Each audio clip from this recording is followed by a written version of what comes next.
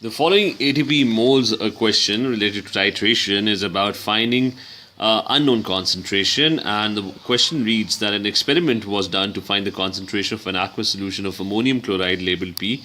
So you have a solution, an aqueous solution of ammonium chloride, and you're labeling it P. So P is NH4 Cl ammonium chloride, and it is an aqueous solution, and you're supposed to find the concentration of the solution.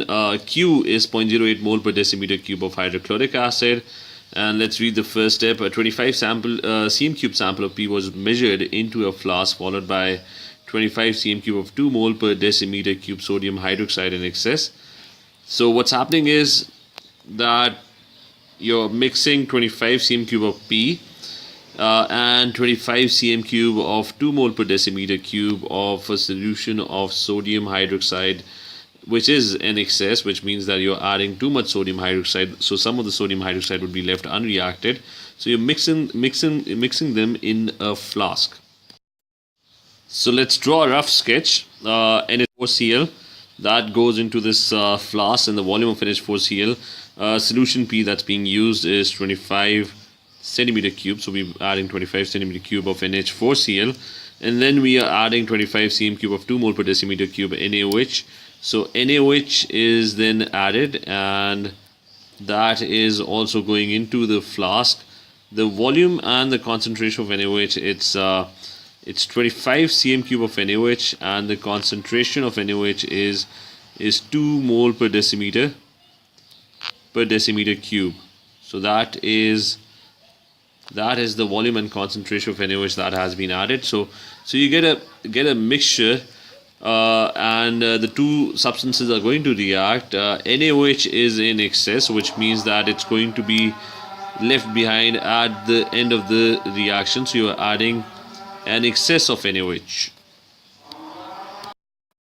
In part A of the question reads, what apparatus should be used to measure 25 cm cube of a solution? And remember that the only thing that is very accurate in measuring 25 cm cube of a solution is a pipette. So a pipette would be used to measure this 25 cm cube solution. After that, the question states that the flask was heated until no more ammonia was detected in the steam. So he's given a reaction that NaOH and NH4Cl are reacting together, and they're producing a salt, ammonia gas, and water molecule. So this is this reaction happening over here. You're adding NH4Cl and you're adding excess of NaOH. So ammonia gas is being released. You're going to smell fumes of ammonia gas being released when these two react. So ammonia gas is being released. So let's write NH3 over there. So he's asked to suggest a test to detect ammonia in the steam leaving the flask. So we need to find a test that would confirm that ammonia gas is leaving the steam. So if you remember the test for ammonia turns damp. It turns damp red litmus paper blue. So that is the damp red litmus paper blue. So that's the test for ammonia gas. So we have written down the observation for the test as well.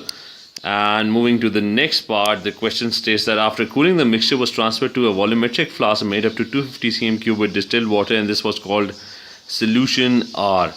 So he's transferring this to a volumetric flask, the leftover solution, and he's making it up to 250 cm cube with distilled water.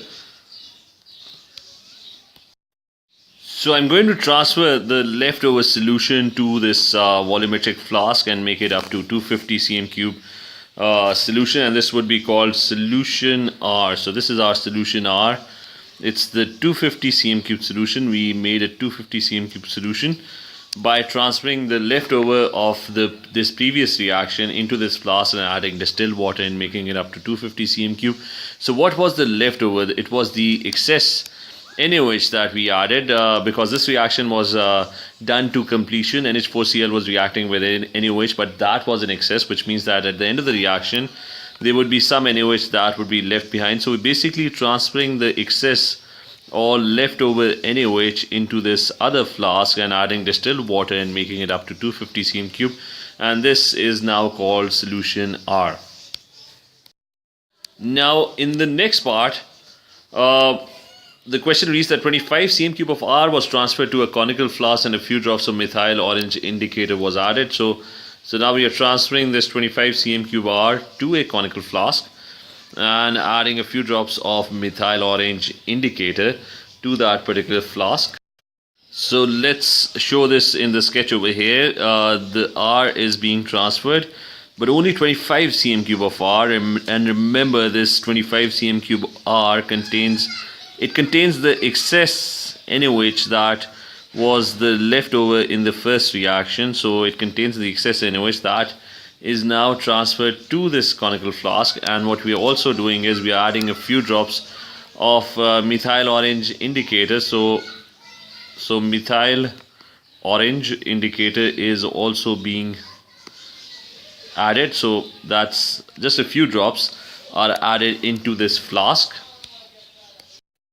So in the next part, he's asking us about what color was the methyl orange in the flask. So the flask contains the excess leftover NaOH, so there's an alkali, and remember methyl orange, when it's put in an alkali in alkaline condition, it has a yellow color. So the color of the methyl orange in the flask is going to be yellow.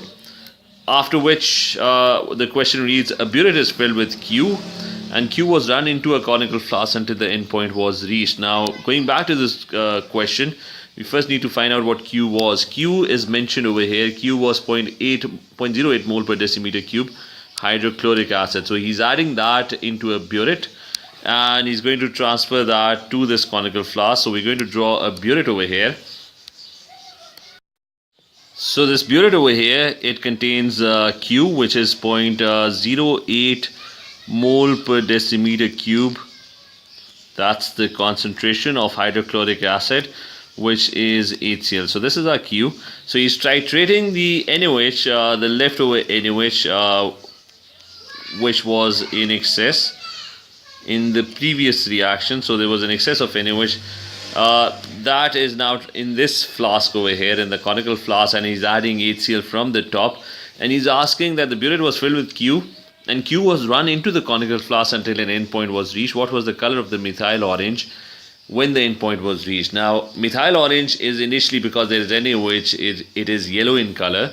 So initially it is yellow initially, but as you start adding HCl, eventually all the NaOH is going to get neutralized, and once HCl goes in excess, the solution would become acidic and methyl orange would start showing a red color. So the eventual color change that you're going to observe when the titration needs to be stopped is when the color changes to red. It changes from yellow to red. Initially it's alkaline, so it has NaOH, it's yellow, and as soon as you start adding HCl from the top, the NaOH gets neutralized, and eventually when HCl is in excess, when you add too much HCl, the solution becomes acidic and the methyl orange is going to give a red color. Now in the next part of the question, 3 titrations were done. The diagrams below show parts of the burette with the liquid levels at the beginning and end of each titration. So we have the first titration result, the second titration result, and the third titration results. So we're basically talking about the titration that has been performed at the end with HCl. 3 separate titrations were done. 3 separate titrations are done to get more accurate results, because one titration reading, there might be some errors in it. So when you do multiple titrations and you take the average, you get more accurate results. So the titer volumes are for the burette readings over here. For HCl, they are being shown, and you're shown 3 separate burette readings. One of which is the initial volume over here is 0 centimeter cube. So we need to fill a table where we write down all the values. So for the first titration, the initial burette reading is 0.00 centimeter cube, and the final burette reading, if you read over here, it's 27.2 centimeter cube. So that's 27.2. Remember to take titration readings to 2 decimal places. So the amount of HCl that was used in the first titration is going to be the difference between the initial titration and the final titration. So it's 27.20 minus 0.00. So the value is going to be, the volume of Q used, or volume of HCl used in this first titration, is going to be 27.20 centimeter cube. Moving to the next titration, the second titration, we have the initial volume is 21.40 centimeter cube. So let's fill the table, 21.40 centimeter cube. And the final titration reading is 47.80 centimeter cube. So the volume of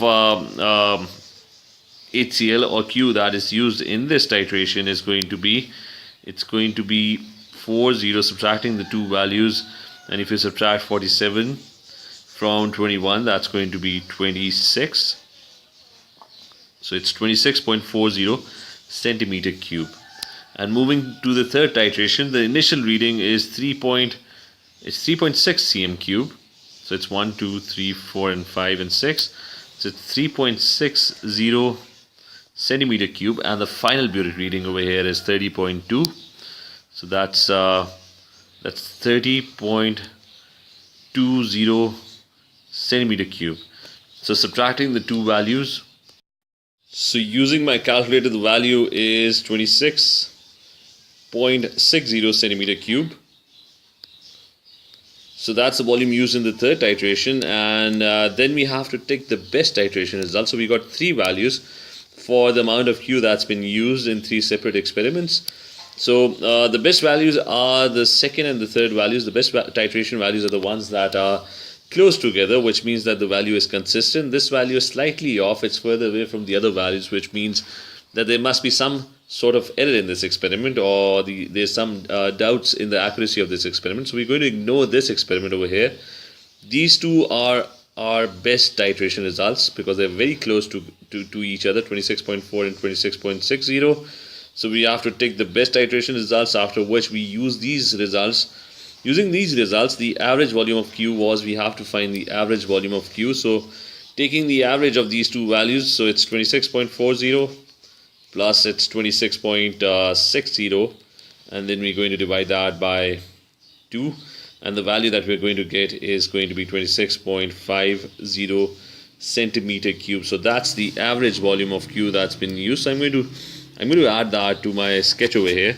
So the amount of Q that's used is going to be 26.50 centimeter cube. That's the amount of Q or HCl that's been used.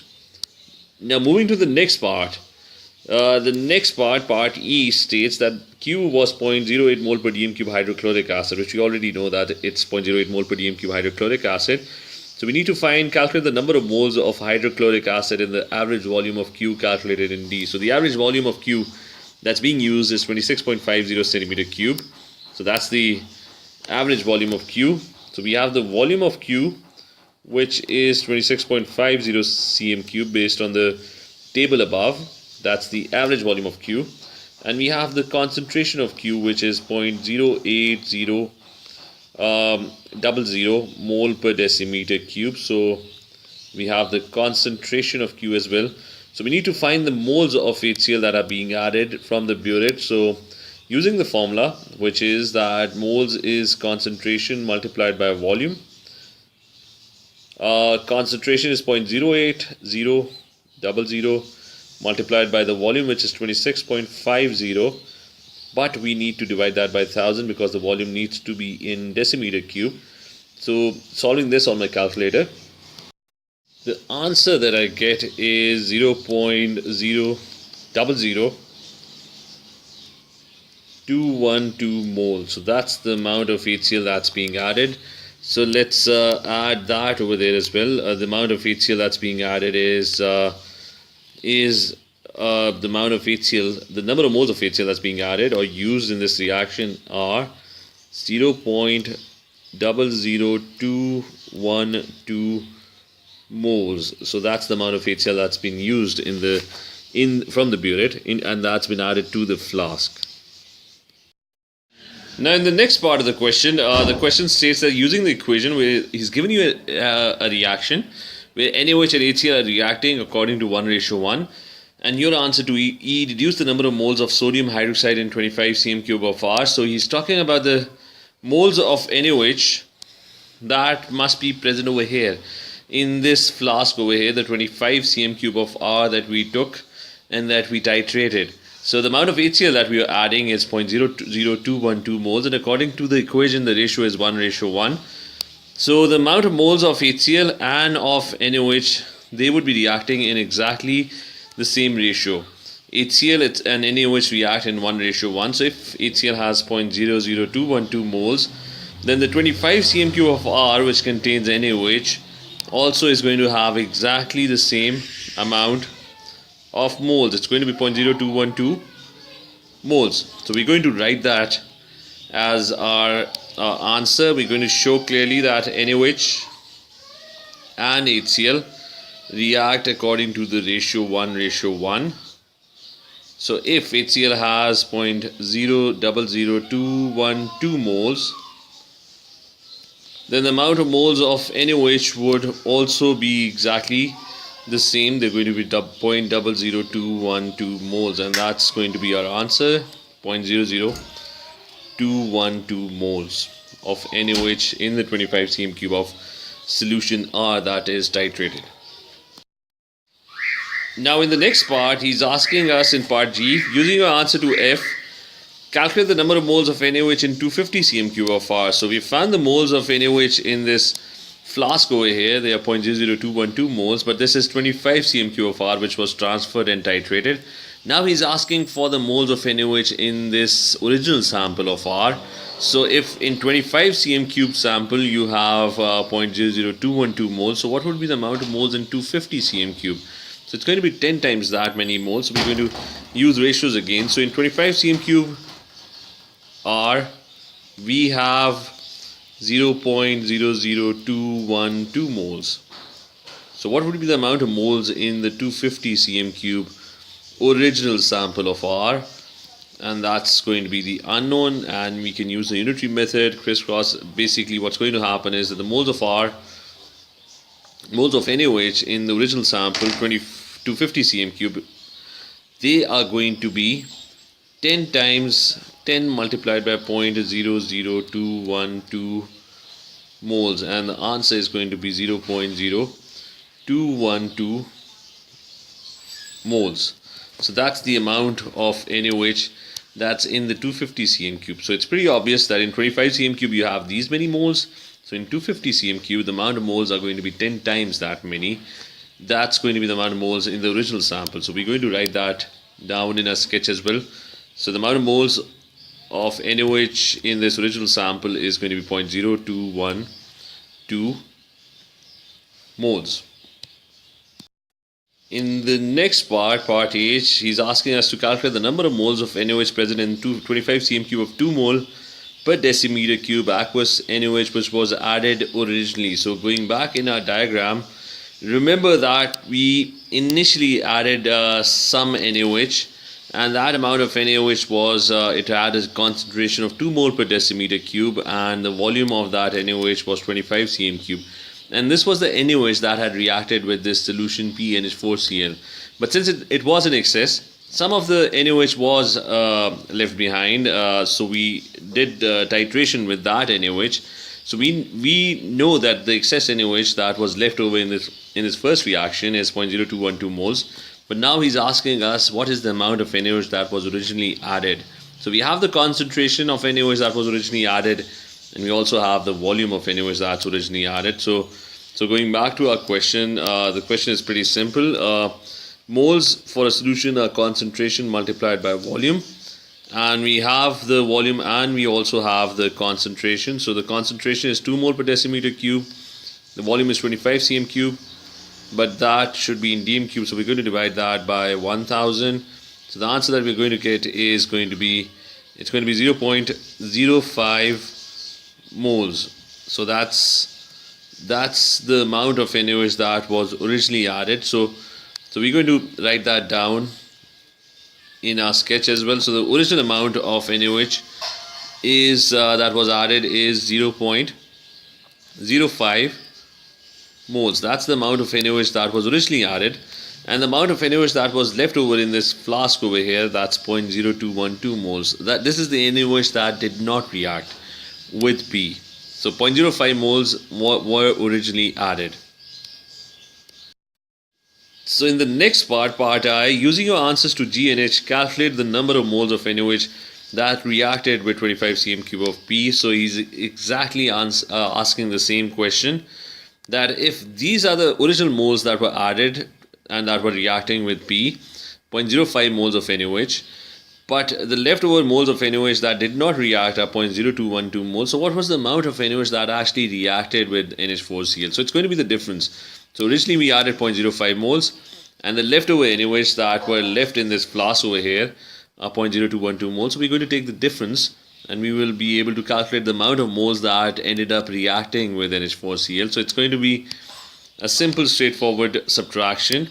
So 0.05 moles are the amount of NaOH that were originally added, and we're going to subtract the amount that is left over in the 250 cm cube solution that we made. So it's 0.0212 moles. So the answer that I get on my calculator is 0. So using my calculator, the answer that I get is 0.0288 moles of NaOH ended up reacting with this solution P over here. So it's a simple, straightforward subtraction. These were the moles that were originally added, and these were the moles of NaOH that are left behind in the flask. So what were the amount of moles of NaOH that actually reacted with P? So it's going to be the difference between the two values.